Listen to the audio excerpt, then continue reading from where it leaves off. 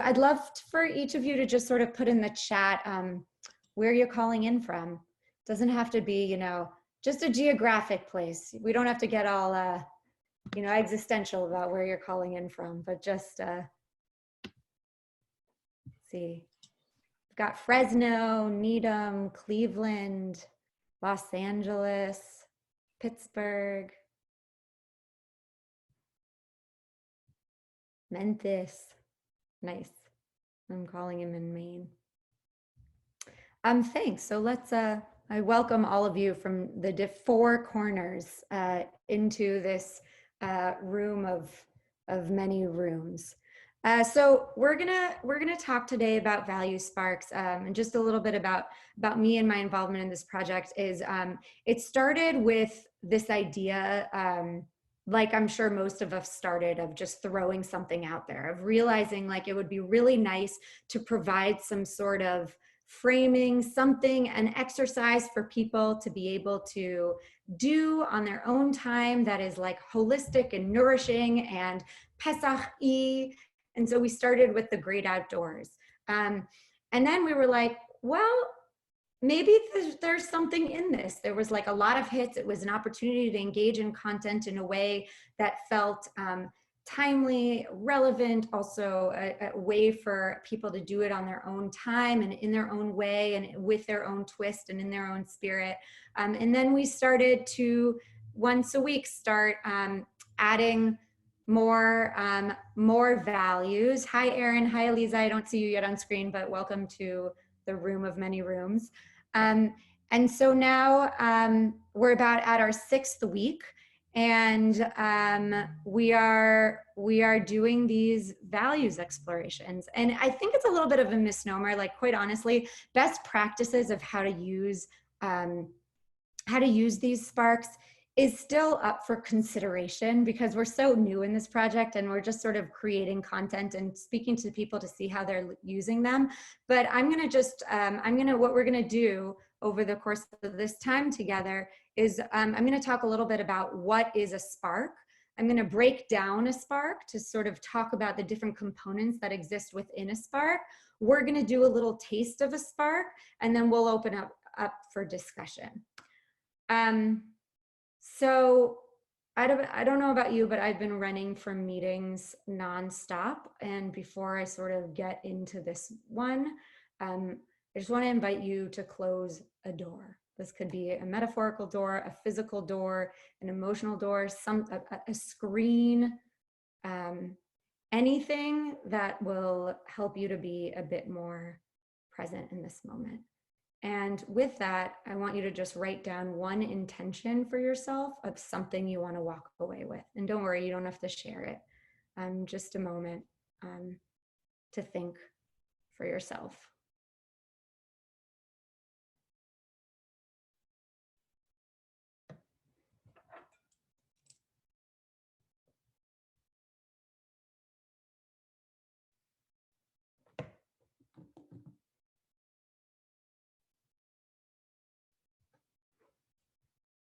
Take 10 more seconds.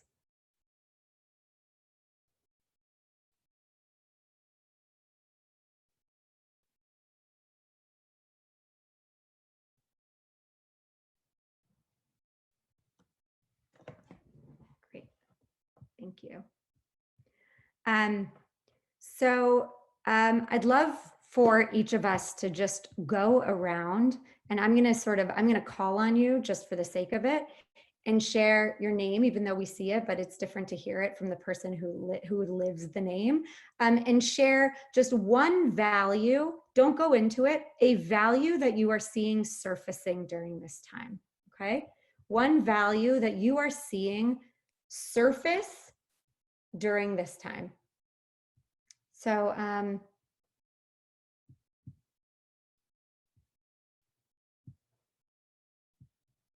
I'm going to start with Emily. Hi, I think I know most of y'all, but Emily, and I would say community would be surfacing during this time. Do I call on someone? Yeah. Robin. Hi, I'm Robin, and the value that came to my mind was innovation.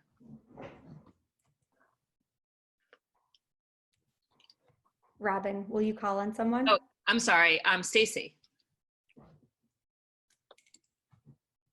Hi there, I'm Stacy Smalley. The value is belonging. Oh, sorry, Gianna or Gina?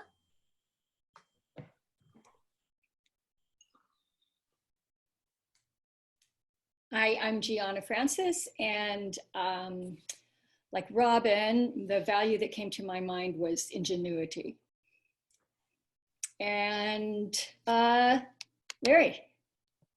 Larry Friedman, how about patience? Lack of or? Diving into, Great, thanks. struggling towards. Can you call on someone? Oh, right, sorry. It's always easy when how about, where'd she go? Naya. Hi, I'm Naya, and I guess for me would be purpose.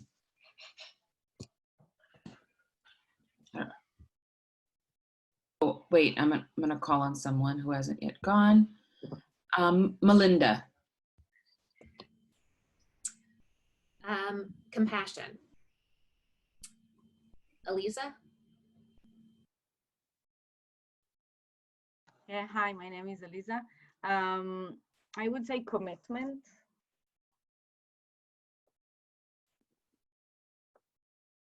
Pass it on. Have we all gone? Oh no. Aaron, Haven't gone. there's Aaron. Hi, thanks. Hi, Aaron, Los Angeles. Individuality. Nice. Aaron, will you pass it to me just because I didn't get one? Molly, please. Okay, thanks. Molly, and I would say resilience. Feeling not so much at the moment. Okay, great. So, what are sparks, right? So as you all identified, there are so many values that are surfacing at this moment, and there's always values that are surfacing, but for the first time, we're having this like experience where we can really relate to what we mean. Now, obviously we relate to it differently, and everybody has their own orientation and way of navigating through this value, but there are certain values that are really surfacing in a very profound way.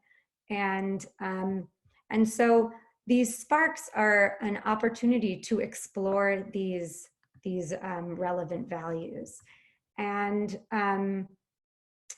some of them it's been very responsive, right? So we've sort of been seeing like what's going on in the world and trying to create ones around that. But there's also this idea of like, now we're sort of at this phase where we can anticipate certain feelings, right? We can anticipate like how people are going to feel or what are the values that potentially might arise.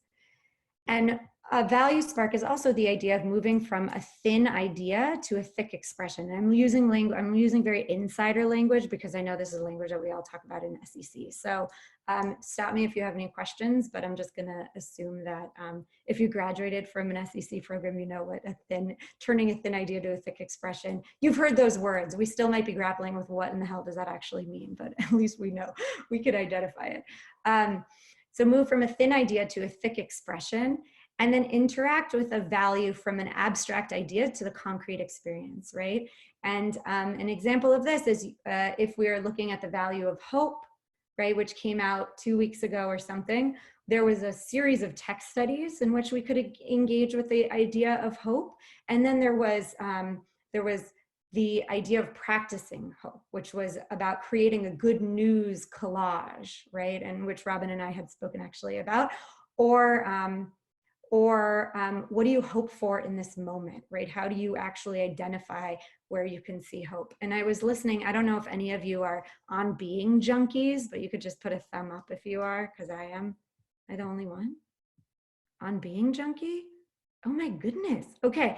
It's a podcast by Krista Tippett on NPR, and she interviews different spiritual leaders, all different types of people, poets, rabbis, monks, therapists, anybody who has a spiritual inclination, and she interviews them. And yesterday she was speaking to a songwriter, this guy Devendra Banhart, and they were talking about cultivating values. And she said, values such as kindness, values such as hope, values such as beauty or gratitude are human superpowers, but it's about developing those muscles, right? So we really see these value sparks as a way to go through the processes valuing. So before I even go further, like hands up, finger if you've actually used them or seen them or interacted with them. Great. That was a lot of choices. What? That was a lot of choices. Seen, interacted, if you've had an experience with one. Gina, what? Okay, Erin, what was the first thing that's come to your mind as you've been seeing these? Well, I really enjoyed the very first one was the one that I've dived in deepest, the Great Indoors. Mm-hmm. I did that personally with my wife here. And then I took the idea and used it in my work with the teens that I work with, centered around the Passover story. But the same concept of like an audio tour in your own home and going through the space around you. And I mean, it was like eye-opening for me. Like experiencing it as a learner and also facilitating it as a teacher. Great, thank you. Anybody else? Stacy, your finger was up. What's up?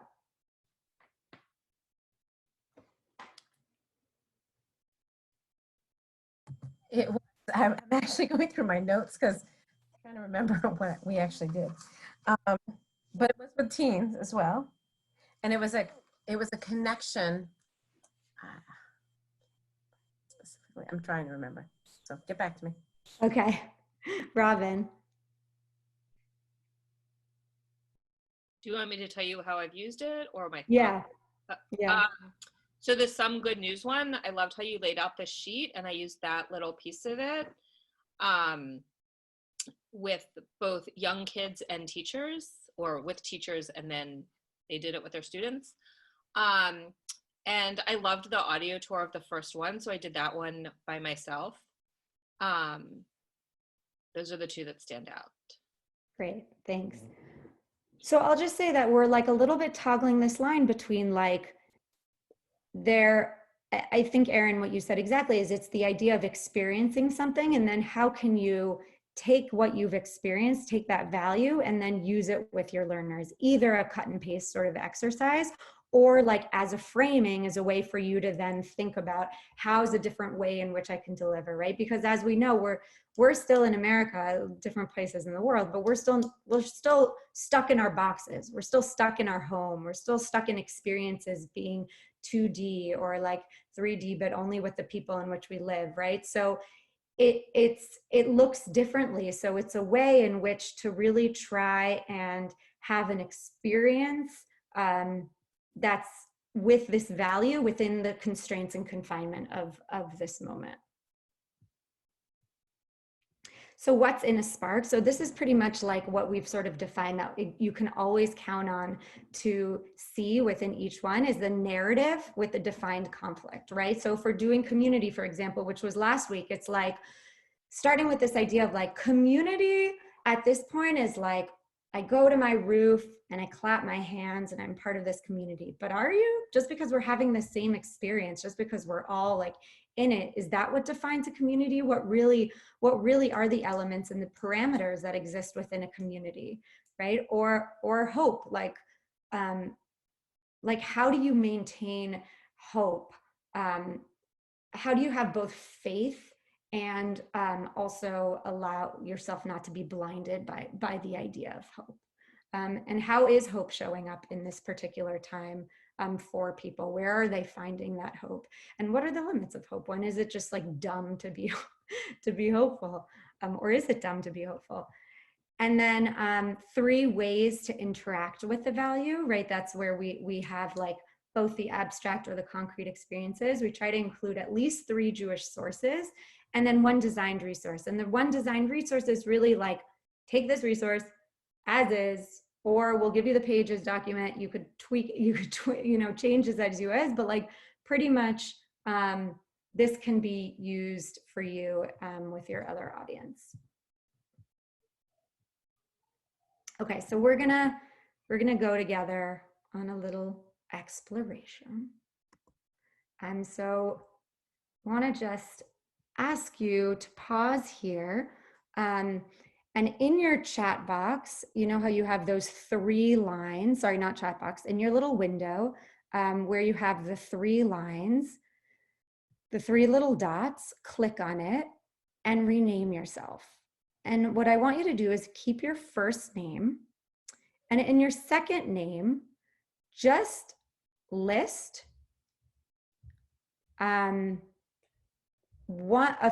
where you have seen chesed, the value of chesed, show up recently. Where have you seen chesed show up?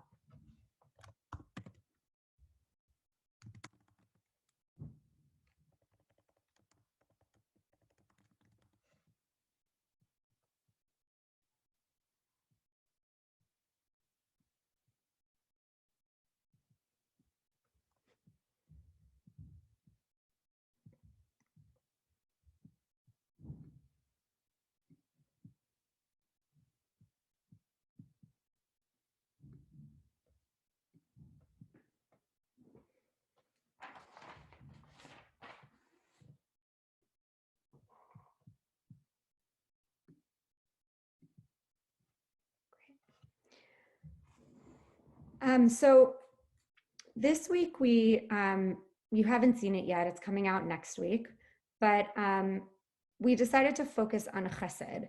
And the sort of question that's at the heart of chesed for us, and of course everybody might have their own question around chesed, but which is really this idea of how is something that is seemingly so simple hard to enact? Or like, what is it about chesed that inhibits people from doing so? So that's sort of the question, right? So we have this story. I'm just going to take you through this a little bit, and then we're going to do an exercise from it, okay? So we have this story about Mr. Puri. Mr. Puri is a man who lives in a small northern town in India. Not said here, but just for a little bit more context of who Mr. Puri is. And he walks to his gate feeling alarmed and says, "I'm Karan Puri. I live alone and I'm a senior citizen." And what happens next leaves him amazed. While maintaining distancing, the police hand him a birthday cake and hat and start singing to him. Mr. Puri can't believe his eyes and join them in song. So this small act of kindness made his day, uplifted presumably him, the givers, the policemen, like you have to see this video, if you could watch the video if you'd like, the policeman, the receiver, and the 50,000 viewers who watched this. So then from there, we sort of go into this idea of the tension, right? Or the explanation, sort of that Jewish tradition, right? We know that Gemilut Chasadim, the act of chesed, is one of the 3 pillars of the world. The Jewish tradition also talks about the world starting with chesed and ending with chesed. The first act of chesed, we don't have it in here, but the first act of chesed is presumably clothing Adam and Eve, which is like a little bit a bizarre one. I like to think of it as creation itself. And the last one is God bearing Moses. And so we know that this is like a very important thing. We also know that chesed is a word that is very hard to define, right? Like in English, there's no explanation. So the closest thing you could think of is like kindness, right? And especially like in our world, there's this whole like paying it forward sort of situation. But like, what is it actually mean, right? And so this guy decided to coin the word of loving kindness. And so then the question is, what is adding that love? What is adding that like relational piece do to a kindness? And how does it elevate a kindness? And then the question of, if they're so simple to enact, why do we repeatedly fall short in doing so? So that's what this one is going to ask. And we sort of explore it. The three angles in which we explore it is this idea that chesed, in a way, starts with paying attention, right? And even being able to notice what is an act of chesed and what is just basic human decency, right? Or what's like menschlichkeit. And actually, Emily and I spent a lot of time trying to figure it out.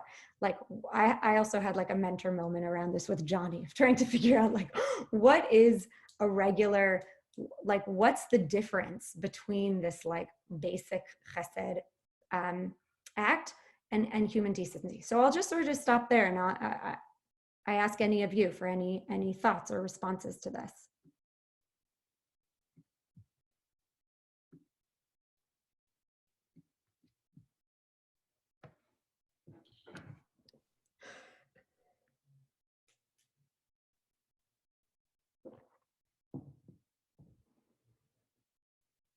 Larry, you're on mute. Gianna, did... Oh, yeah. I don't really, all I know is that my example that I put next to my name, which is how nice the workers at Trader Joe's are to me, is not chesed, it's common decency. So that's how much I struggled with it, is that's actually the one I came up with. So that's it. That's my comment. Yeah, Stacey. So while it's going above and beyond, right? It's also small and simple sometimes. And it's just, I think you named it with paying attention, but the human decency can still be part of paying attention. It's just, to me, the loving kindness is just adding another layer of going beyond oneself. And it's that digging deeper. Like I have this like visual of like a seesaw kind of thing, you know, and it's like, okay, and just, you know, where is human decency on this? And even doing a little bit, just a smidge more or a lot more, however it is. But it's just that tapping into the paying attention and not I mean, human decency is amazing, but it's not status quo. But I mean, at the same, you know what I mean? I don't need to go any further. Yeah, thank you. I think that's right. I really like the image of a seesaw, right? Just sort of going a little bit higher and higher. Yeah, Aliza. I think maybe human decency is when you see yourself equal to someone. Like, it reminds me the seesaw. Like when you are equal to someone, you are decent with the other person. But when you see yourself in a position where you can give, when you are in a position maybe not so much above, but in a better position than the other, then it become chesed, because you can see yourself giving something that the other cannot take by himself or give to himself, and then you are in a position to give your chesed. It can be also a child to an adult, but nevertheless, this child is in a better position to give something to the adult. I think there are, I don't know, maybe a child see his parent in a difficult position, and then he's putting himself above and gives a hug or behaving in a certain way that makes the adult feel better. I'm just trying to take an example where it's not obvious that the one who's giving the chesed is always above, just to explain what I'm trying to say. Right. Yeah.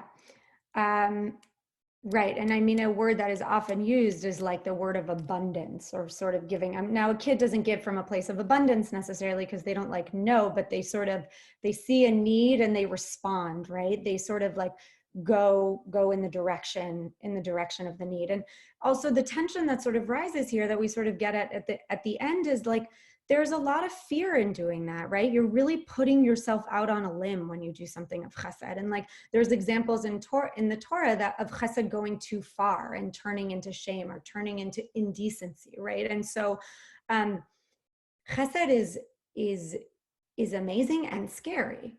Like what, right? So the first exercise that we sort of have here is called How to Go the Extra Mile. So let me show, do you see it on my screen? You see that?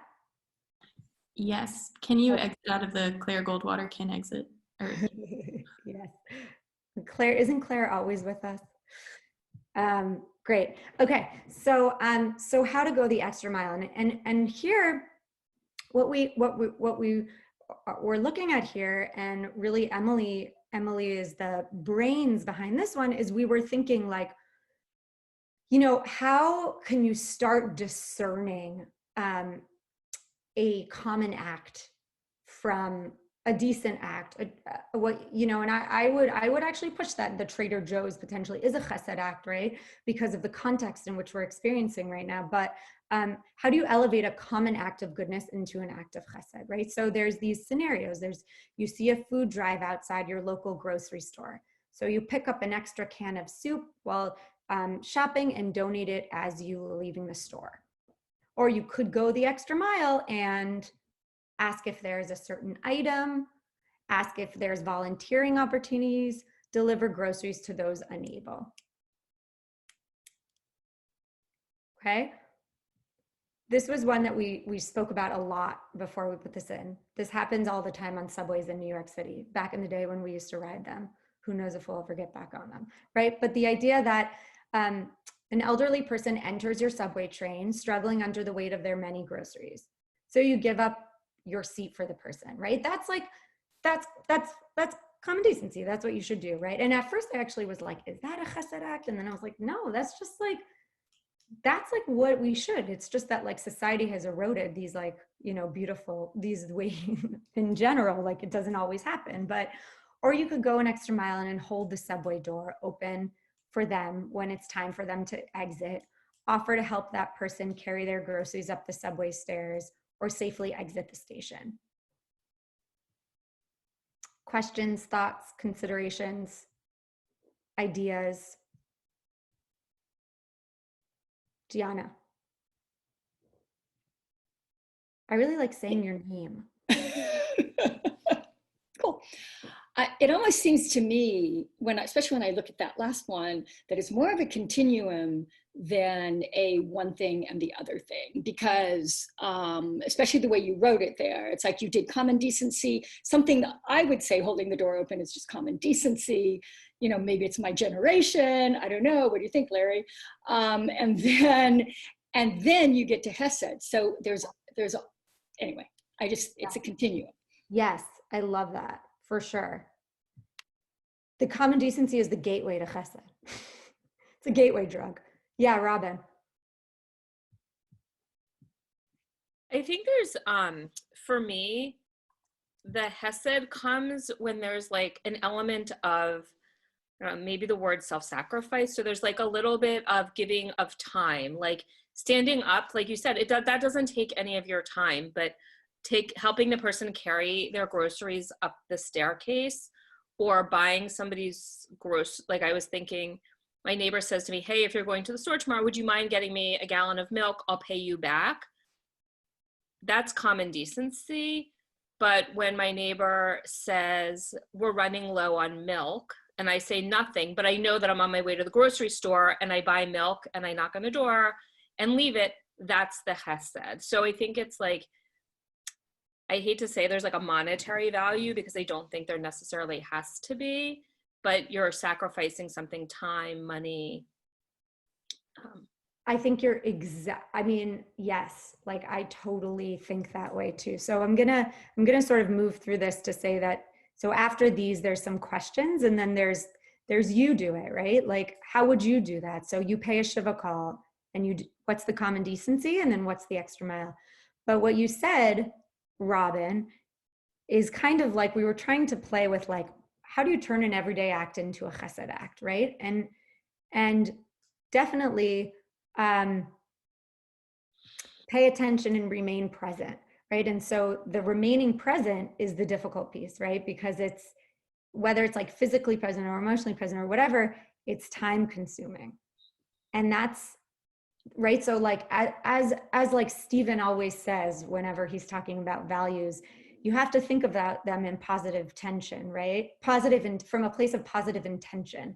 It's not that like you're not doing chesed because you're a jerk or you don't pay attention. Maybe, like, we definitely need training and attention, but it's also because, like, what if you're running to something and you can't afford the time to do it? Or like your kid is crying, and you know, all of the millions of things that could pull you away from doing chesed.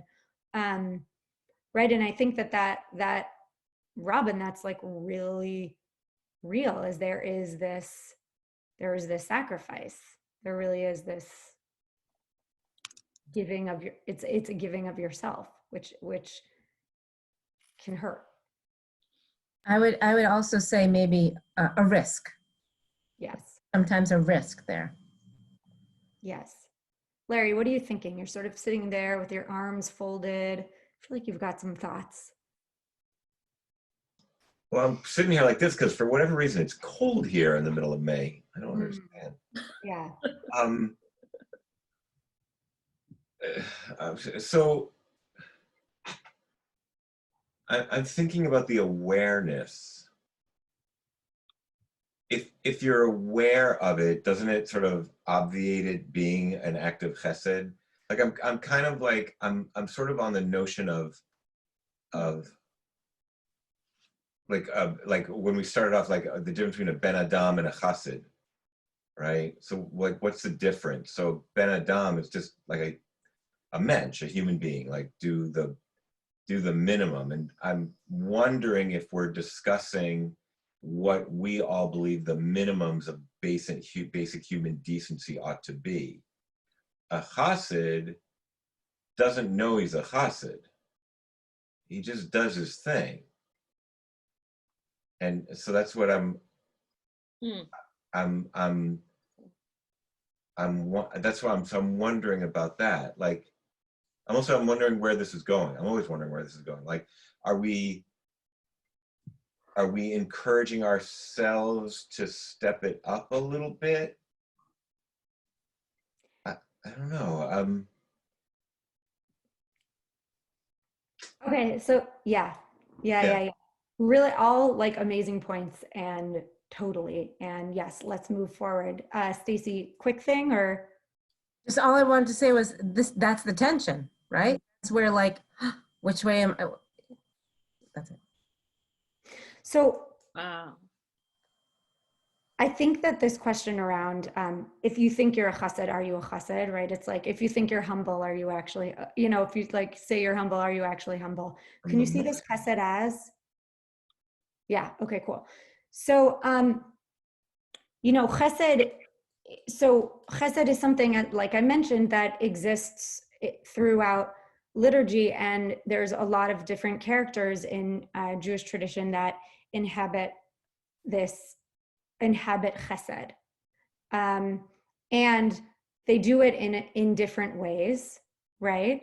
And so, Robin, to speak to your point, Ruth, chesed as sacrifice, right? Like that's the way in which she exhibits chesed.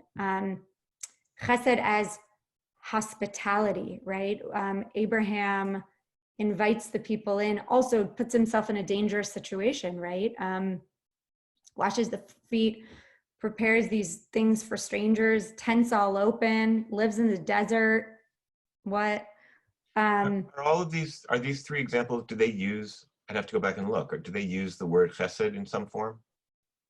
When tradition talks about them, they talk about them chesed, right? Like Avram ish chesed.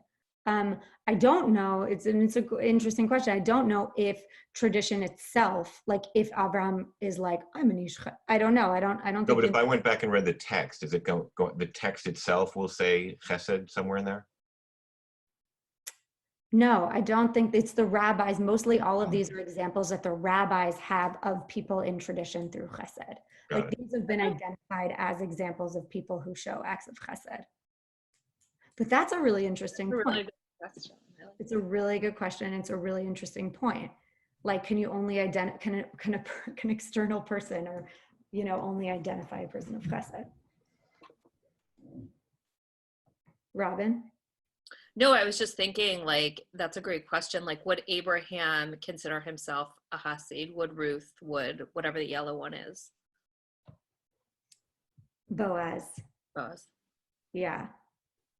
And then the last one is God. God as chesed, right? And again, you're right. This is names that we call God, right? These are things that like tradition has given to, traits that tradition has given to these characters, and that tradition itself has identified these as acts of chesed. So, you know, I don't think we have time. I wanted to sort of go into looking at these texts, but there's one that's blank. And I want you to just sort of take a minute to just sort of think to yourself, who is a person in your life that acts from a place of chesed, okay? And again, it might be somebody who doesn't identify themselves as a chesed person, right? Which is often the case, like we're seeing here. But it inhabits in sort of your definition of what chesed is. And just label it, chesed as what?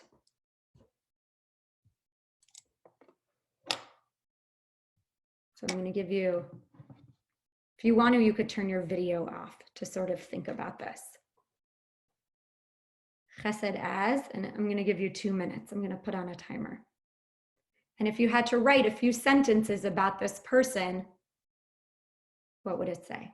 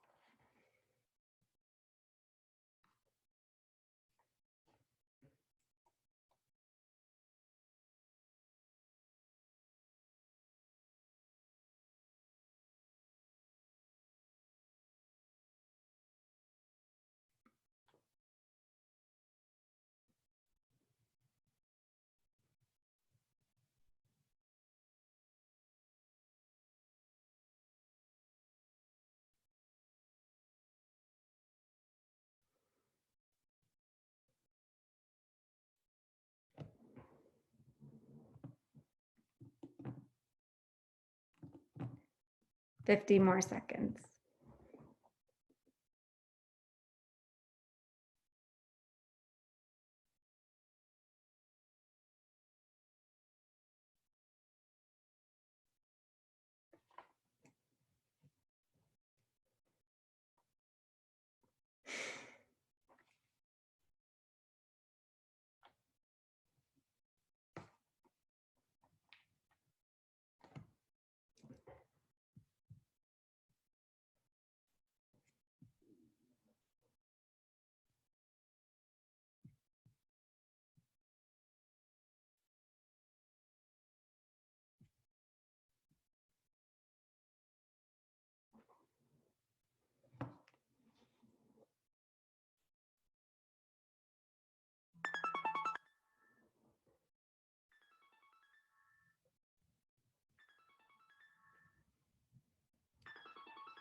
Sorry.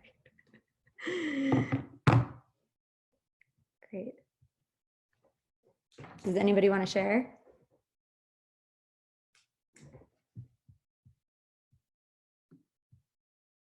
Maybe somebody who hasn't spoken yet. I put selfless. Thought of my mother. And just like just observing and listening to the conversation made me think of, and all of our examples of chesed, it was interesting that we didn't name people who were in our nuclear family. And I was listening once to a rabbi, and he said that it's a lot easier to be kind to not your family than it is, you know, that we are kind to the neighbor, the stranger, the people at our shul. And so why is that? Why do we have a harder time being kind to our family? I mean, there's many reasons to it, but I was thinking of my mom. She's a tough one, but I guess her selflessness, like she thinks of her children, and it's just, she puts us before herself. And you guys have said that, putting kind of like putting yourself not in the first place. But yeah, I just thought it was interesting that all of us had examples of people who are not really in our family. Yeah. Thank you. Thanks for sharing. Anybody else want to share?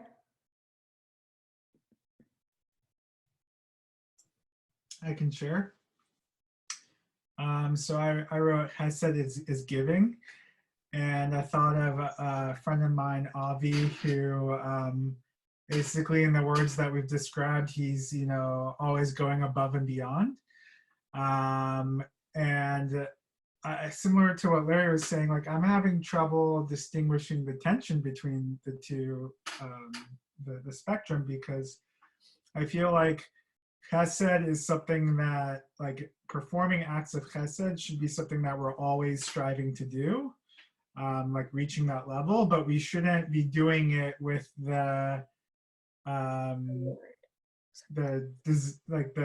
need to reach that level. It just should be how we are, how we do things, which is kind of the other side of the human decency side of things.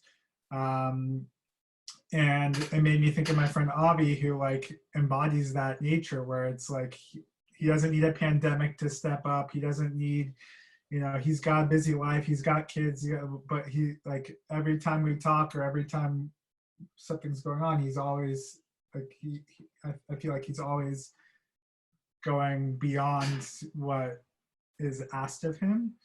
And I also am wondering, on a separate note, like, all of these great initiatives have come out of being in quarantine and being separated, and something that we're experiencing together.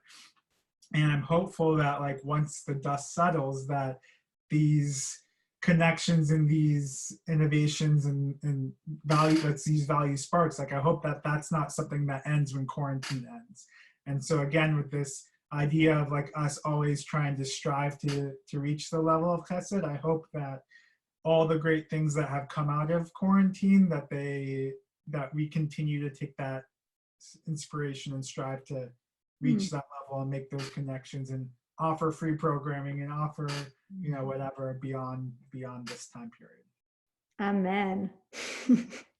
Amen. Yeah, Robin.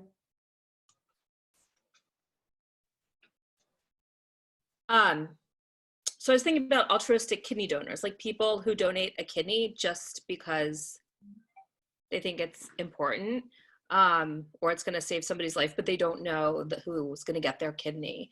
And so it was like, for me, that was Hesed as a risk. Yeah. Wow. Thank you. Larry, did you have your finger So up? is chesed aspirational? Is it aspirational? Like, because if you've talked to someone who's donated a kidney, they're just like, yeah, I mean, whatever, it just seemed like a good idea. Like,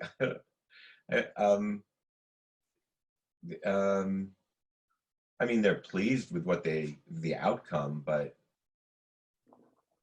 I think the answer to your question, the answer to the prompt was like, I know people who always seem to be able to do a little bit more, but they never talk about it. But I also know,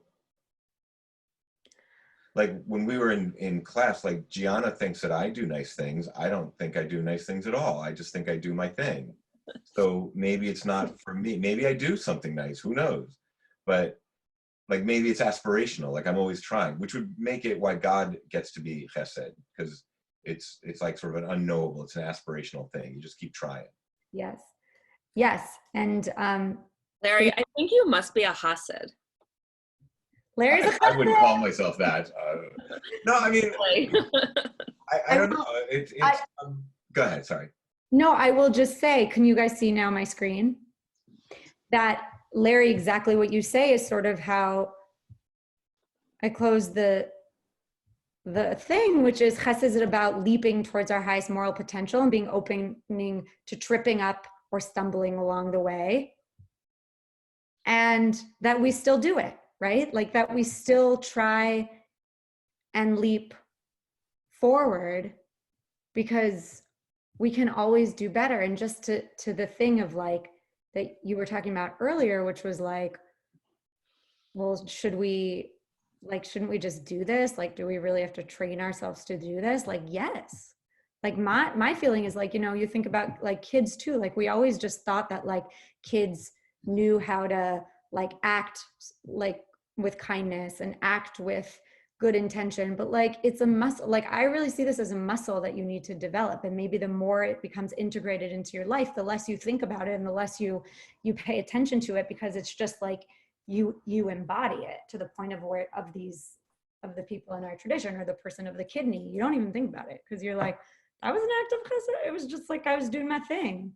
Larry, you were doing your But you're right. Like somewhere along the way, someone helped you learn what that thing ought to be. Yeah, I mean, I think as educators, like that's what we aspire to do, right? We aspire to train, to create soldiers of chesed. No, but like, you know, to influence behavior, right? Influence the way we think about things, the way we enact, and you know, and that's I think what these sparks is also trying to do, which is like there's a way of thinking about it. There's the intellectual, there's the cerebral, but we'll go to the last part. There's the doing. And if you don't do it, and if you don't try it on, then you won't know what it feels like. So the last exercise is a chesed challenge. Everybody wants a chesed challenge. And Emily, is it in the box, or should I forget? Let me see if I'm sharing my screen for a second, actually, because I'm going to open this up and share it again.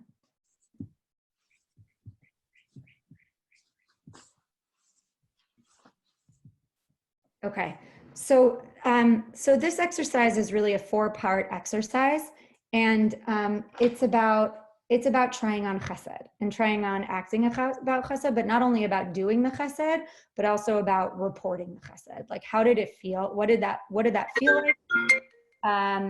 What did it feel like to Naya, who said, you know, why did we all choose strangers? Like, what does it feel like to do acts of chesed to strangers versus what does it feel like to do acts of chesed towards people? So there's 4 steps to this. There's you choose an act of kindness, which Larry, I'll get to sort of down there. There's the identify the recipient, which I'll show you. There's add your signature touch, right? Which is because it is about the above and beyond. And so it is about like, if some act seems like common decency to you, then how do you sort of add your own touch or your own flavor, and then storyboarding your experience. Would you mind magnifying it a little bit? Yeah. Left. Thanks. Is that better? Yeah. Yeah? Okay. And this comes after this video by this I don't know what they are. These like these people called soul pancakes. And this guy, you might have seen one. They do like exercises, like testing out gratitude. Emily, you like it? Testing out like these different contexts and seeing how people respond and like how their psychology changes based on it. So first there's a little video that shows these like people doing these random acts. And then we sort of turn it to you and we say, okay, now you pick up where the video left off. So choose an act of kindness, identify a recipient, add your signature touch, and storyboard your experience. So here's a list of acts of kindness that we've created. And I'm going to zoom out a little bit just because I want to make sure you see them all. And again, like some of these might not be to you a risk, right? So we've already identified that chesed is a little bit about a risk, putting yourself out there. It's a little bit about sacrifice. It's about whatever it may be. So you could choose one action. Okay, so can I have a volunteer? Volunteer. Stacy. Okay, so Stacy,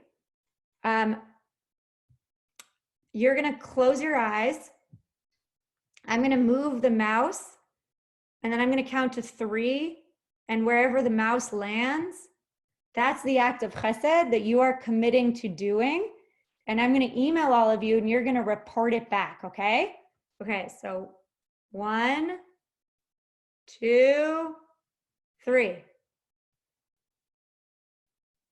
Make a video to cheer someone up.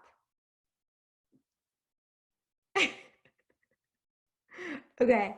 Okay. Now, do you want to rant? Do you want to have somebody select the person to receive it, or do you want to do it by yourself? Do you want to select the subject, or do you want somebody else to select it? I don't care. Okay, so Stacey, who are you going to make this video for? I am going to make this video for a colleague. Okay, great. So you have 24 hours to Okay. make this video, send it to your colleague. Okay. I will remind you, Mm-hmm. and it would be really great if you could sort of email us how that action felt. And I'll Sure. send you the story. I'll send you more instructions, okay? Sure. Thanks for volunteering. That was Sure. great. Great. So this is this. And you know, there's this, again, like this is the resource that we said we created that you could just sort of plug and play. And of course, there's many more ways in which to use this, this act of this one and how to practice it. And really, you know, this is the idea of enacting it, right? Of trying it on, seeing how it felt, about leaping forward, stumbling, you know, and coming back to it, and seeing what happens. Do you leave this valuing this, right? Is this a value for you, right? Because we also only know that a value is a value unless, like a value only becomes a value once you've gone through the act of valuing and you sort of try it on and you sort of see how it is.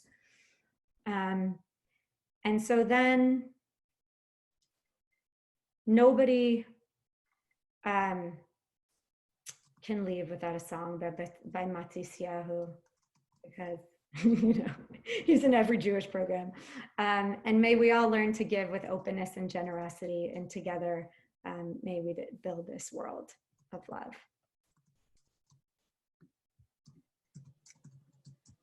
So I'm gonna stop sharing, and you know, I want to ask you for questions, thoughts, ideas of implementation, even.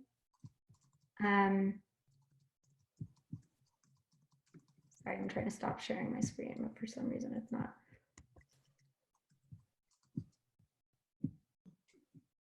Where are you stuck? Yeah, Eliza. When you put the slide of chesed is everything, I thought that chesed is very much connected to how we perceive God, because there is a way to perceive God as external to us, and there's a way to perceive God as everything, like my friend is God for me. Our connection is holy, like you can say is sacred. And when you perceive your friend as God, then chesed become something that you do because the connection is, it's more than important, it's holy, it's everything, as you point out in the presentation. Yeah, beautiful. Other thoughts, ideas of how you may use this? So, well, my question was, if I want to use it with my parents, where does this exist? Do I have to share my screen, or is No. I just did it because I wanted us to be on the same boat. So these sparks are in, this one hasn't come out yet, but I'm happy to send it to you. The sparks all exist on M Squared Institute. I'll send you the link of where all the sparks and that's are. not passworded. No. It's open, free for you, for anybody, and all of the documents are downloadable. Yes. Mollie, this is amazing. And I put in the chat, Think Give. That is, it works really well with schools and camps, and we're trying to build out, but it is the acts of kindness in giving, those small, simple, and it's a curriculum-based kind of approach. So just wanted to throw that out there. Very, very, very similar to what you have introduced to us. Awesome. Thank you. Well, so I'd love to just, because we have 1 minute left. So if you could just put in the chat box something you learned, something you relearned, or something you unlearned. Learned, relearned, unlearned.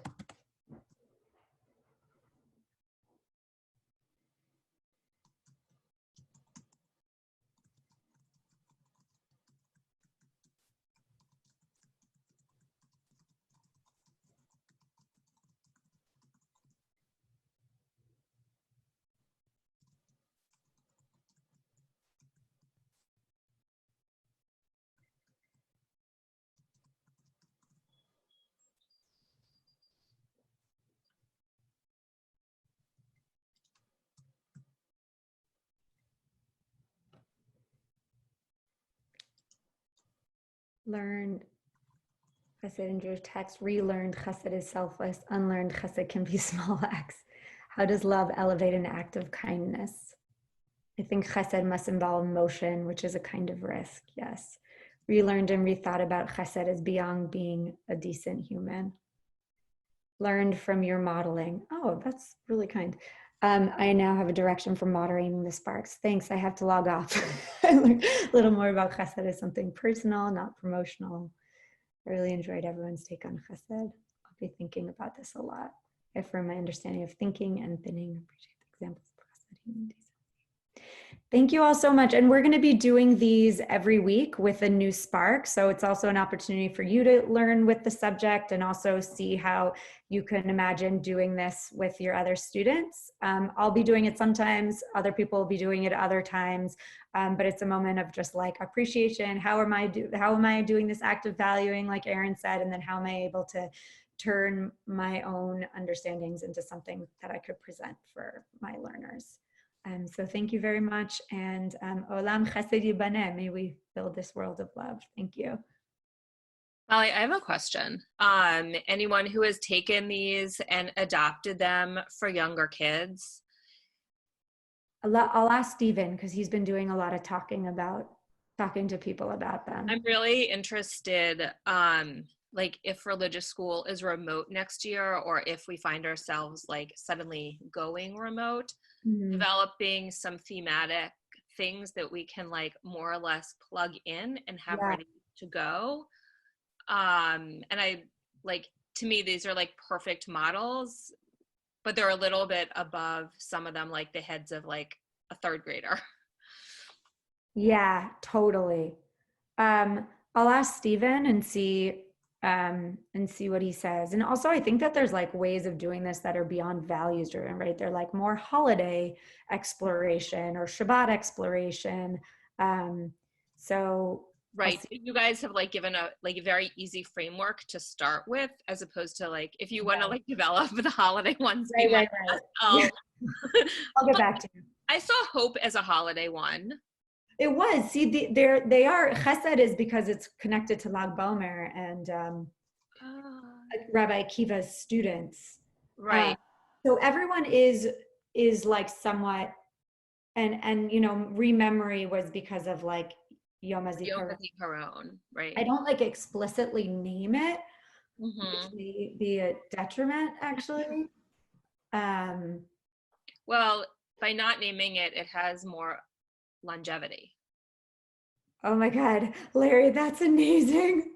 We would build this world with an internalized sense of how to exist without calling attention to it. But that might, do you think that could plug into a song? We will build this world with an internalized sense of how to exist without calling attention to it. La la la. That's so Larry. Yes. I was trying to figure out how many syllables we could shove into 4 beats. But that's what, like, now that's a terrible, it's a really bad translation. I know. I included it in the end though. Because that would be like Olam Ahava or something, or Olam Agape, to use another group's theme. Like, agape is one of the words that's used to translate chesed. Oh, really? Yeah. Oh, okay. I thought it was more the romantic. So that's more of a chesed. Interesting. Yeah. Anyways, is that a dog? Oh man. Oh. That's really cute. But Aaron, where's the baby? Less conducive to have during a call. Yeah, but there's a brand new baby there. Not yet, coming. Coming. Oh, coming. Oh, coming. I'm sorry, I didn't get that. All right, never mind. He's the only baby right now. Well, you should enjoy it while it lasts. Yeah. Well, enjoy everyone. Have a good week. Thank you. Thank you. Bye. Thank you. Bye.